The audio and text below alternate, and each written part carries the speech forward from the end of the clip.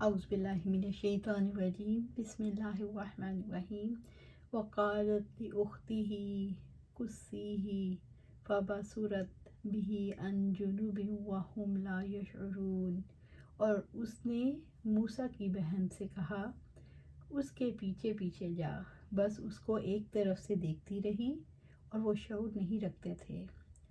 سورۃ القصص آیا 11۔ وقالت لأختہ، اور اس نے موسیٰ علیہ السلام کی بہن سے کہا، موسیٰ نے اپنی بیٹی کو کہا، قصیہ، کہ اس کے پیچھے پیچھے جا، یعنی اپنے بھائی کے پیچھے پیچھے چلتی رہنا اور اس پر نظر رکھنا، لیکن کسی کو خبر نہ ہو۔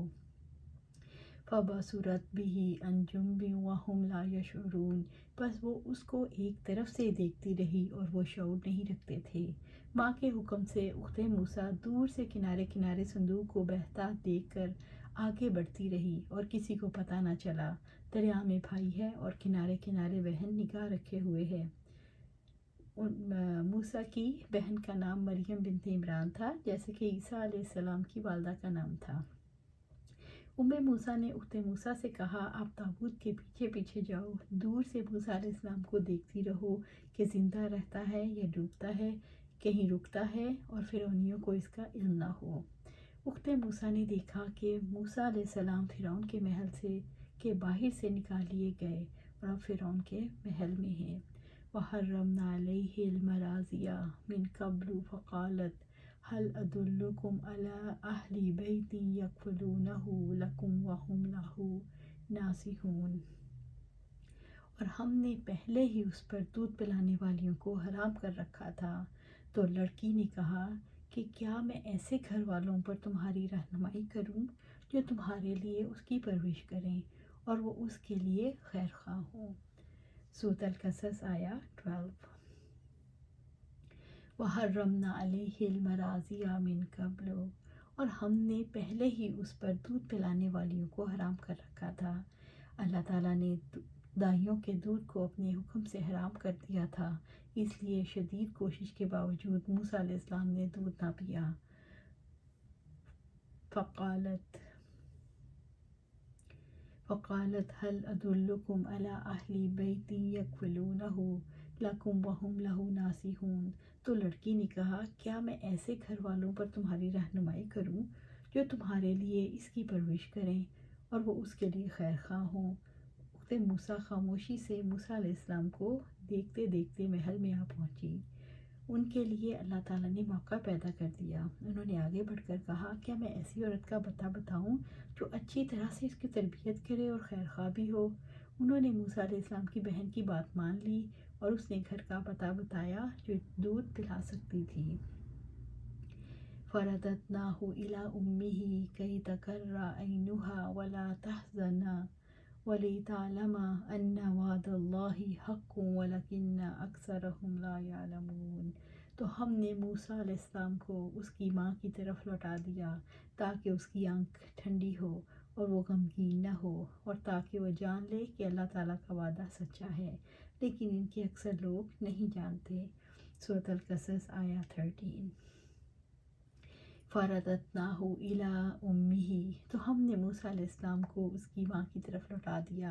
اللہ رب العزت نے بچے کو ماں کی گود تک پہنچا دیا۔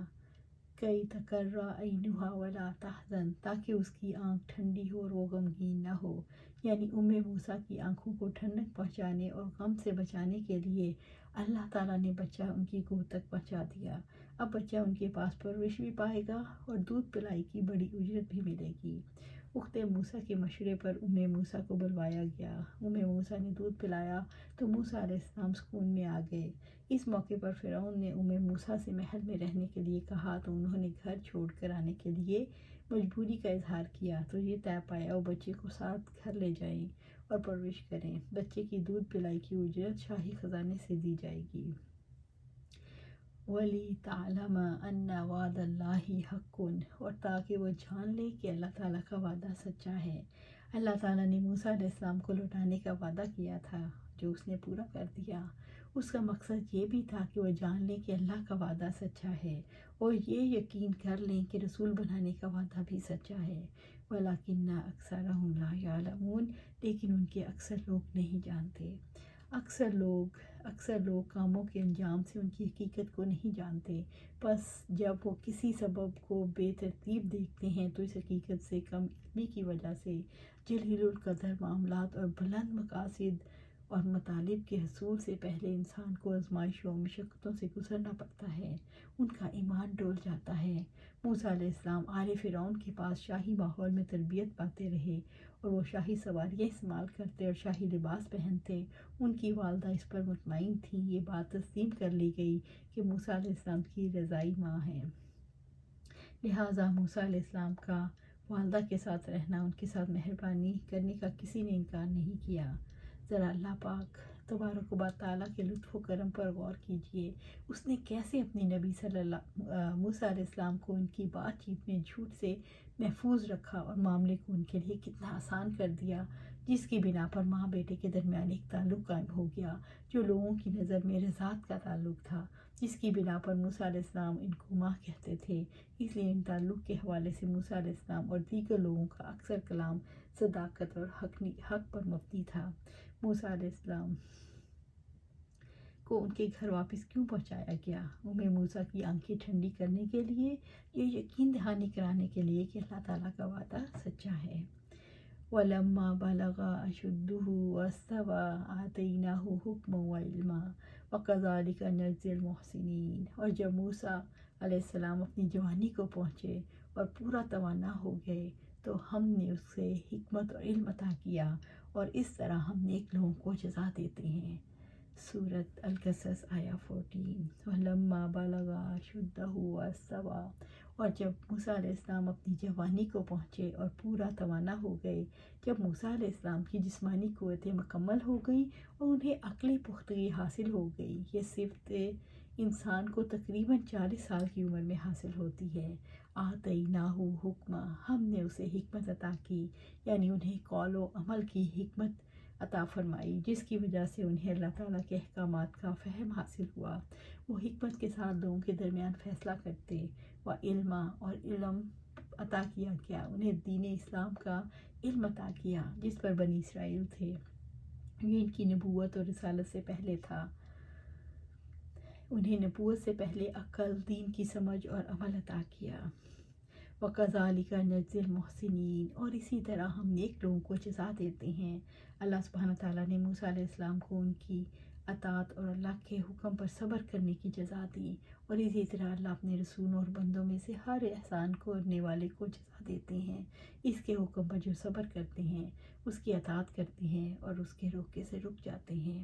یہاں علم و حکمت سے مراد نبوت نہیں، علم و حکمت سے مراد عقل، دانش اور وہ علوم ہیں جو انہوں نے اپنے اہل خاندان میں رہ کر سیکھے۔ وَدَخَلَ الْمَدِينَةَ عَلَىٰ حِينِ غَفْلَةٍ مِّنْ أَهْلِهَا فَوَجَدَ فِيهَا رَجُلَيْنِ يَقْتَتِلَانِ هَٰذَا مِن شِيعَتِهِ وَهَٰذَا مِنْ عَدُوِّهِ فَاسْتَغَاثَهُ الَّذِي مِن شِيعَتِهِ عَلَى الَّذِي مِنْ عَدُوِّهِ فَوَكَزَهُ مُوسَىٰ فَقَضَىٰ عَلَيْهِ قَالَ هَٰذَا مِنْ أَمْرِ الشَّيْطَانِ إِنَّهُ عَدُوٌّ مُّضِلٌّ مُّبِينٌ۔ اور وہ شہر میں ایسے وقت داخل ہوئے جبکہ اس کے رہنے والے غفلت میں تھے، تو اس میں 2 آدمیوں کو پایا کہ آپس میں لڑ رہے تھے، یہ اس قوم میں سے اور یہ اس کے دشمنوں میں سے تھا۔ تو جو اس کی قوم میں سے تھا اس نے موسیٰ سے اس شخص کے خلاف مدد طلب کی جو اس کے دشمنوں میں سے تھا، تو موسیٰ نے اس کو ایک گھونسا مارا، پھر اس کا کام تمام کر دیا۔ موسیٰ علیہ السلام نے کہا یہ شیطان کے کاموں میں سے ہے، یقیناً وہ کھلا گمراہ کرنے والا دشمن ہے۔ سورۃ القصص آیا 15۔ وَدَخَلَ الْمَدِينَةَ عَلَىٰ حِينِ غَفْلَةٍ مِّنْ أَهْلِهَا، اور وہ شہر میں ایسے وقت داخل ہوئے جبکہ اس کے رہنے والے غفلت میں تھے۔ فَوَجَدَ فِيهَا رَجُلَيْنِ يَقْتَتِلَانِ، تو اس نے ان میں 2 آدمیوں کو پایا کہ وہ آپس میں لڑ رہے تھے۔ هَٰذَا مِن شِيعَتِهِ وَهَٰذَا مِنْ عَدُوِّهِ، یہ اس کی قوم میں سے اور ایک اس کے دشمنوں کی قوم میں سے تھا۔ فَاسْتَغَاثَهُ الَّذِي مِن شِيعَتِهِ عَلَى الَّذِي مِنْ عَدُوِّهِ، تو جو اس کی قوم میں سے تھا اس نے موسیٰ علیہ السلام اور اس کے دوسرے شخص کے خلاف مدد طلب کی جو اس کے دشمنوں میں سے تھا۔ ایک اسرائیلی نے موسیٰ علیہ السلام سے شکایت کی۔ فَوَكَزَهُ مُوسَىٰ، تو موسیٰ علیہ السلام نے ایک گھونسا مارا۔ موسیٰ علیہ السلام نے موقع غنیمت جان کر قبطی کو ایک مکہ مار دیا۔ फ़क़ज़ा अलैहि, फिर उसका काम तमाम कर दिया। अल्लाह ताला की शान, मूसा अलैहिस्सलाम ने घोंसे ने कुप्ती का तमाम कर दिया, यानी वो वफ़ात हो गया, मर गया। इससे अंदाज़ा होता है मूसा अलैहिस्सलाम का इरादा कत्ल करना था। ना कत्ल करने के लिए घोंसा मारा जाता है, ना कोई शख्स महज घोंसे से मरता है। क़ाला, मूसा अलैहिस्सलाम ने कहा, हाज़ा मिन अमल शैतान, ये शैतान के कामों में से है। मूसा अलैहिस्सलाम ने इसलिए उसे शैतानी काम करार दिया कि कत्ल करना एक संगीन जुर्म है। इन्नहु अदुव्वुम मुज़िल्लुम मुबीन, यकीनन वो खुला गुमराह करने वाला दुश्मन है। शैतान इंसान का दुश्मन है जो उसे हिदायत के रास्ते से गुमराह करने वाला है। उसकी गुमराही ज़ाहिर है। मूसा अलैहिस्सलाम शैतान की इंसानी दुश्मनी का शऊर रखते थे। शैतान की इंसान से दुश्मनी ढकी छुपी नहीं, वाज़ेह है। शैतान इंसान को गुमराह करने के लिए जो तरीके इख्तियार करता है, जो कोशिशें करता है, वो भी छुपी नहीं। अल्लाह सुब्हानहू तआला से दुआ है कि हमें अल्लाह सुब्हानहू तआला शैतान से ऐसे दूर रखे जैसे मशरिक़ मग़रिब से दूर है। अल्लाह सुब्हानहू तआला हमें कुरान और सुन्नत पर अमल करने की तौफ़ीक दे और उस पर जमा दे। आमीन या रब्बिल आलमीन।